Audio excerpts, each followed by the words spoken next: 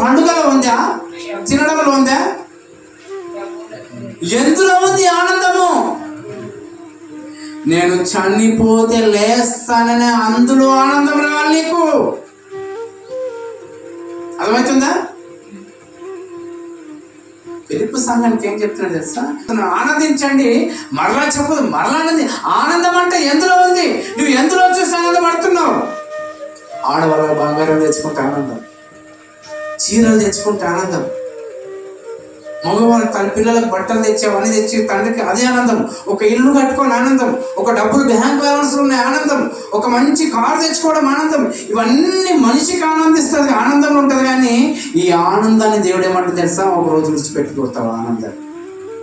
క్రైస్తవునికి ఎందులో ఆనందం ఉండాలి తెలుసా? ఎందులో ఉండాలంటే ఆనందం, నేను చనిపోతే లేస్తాను. దేవుడు ఉంటే నీకేం ఆనందం? దేవుడు యేసుప్రభువు ఎలా చనిపోయి లేపబడ్డాడో అలా నేను లేపబడాలి. అందులో ఆనందాన్ని పొందాలంటే ఏమంటే తెలుసా? ప్రపంచంలో ఏ ఆనందం ఇవ్వండి యేసుప్రభువులోకి వస్తే ఆనందం ఏం తెలుసా? మనం చెప్పాల్సింది ఏం తెలుసా? ఇవి చనిపోతే నేను సమాధి చేయబడతాను, నన్ను లేపుతాడు, అంతకు మించి నాకు ఆనందం ఏంటి? ఈ ఆనందాన్ని నేను వెతుకుతున్నాను. ఈ ఆనందం కోసం ఎంత దూరమైన వెళ్తాను, ఈ ఆనందం కోసం ఎంత డబ్బులైనా ఖర్చు పెడతాను.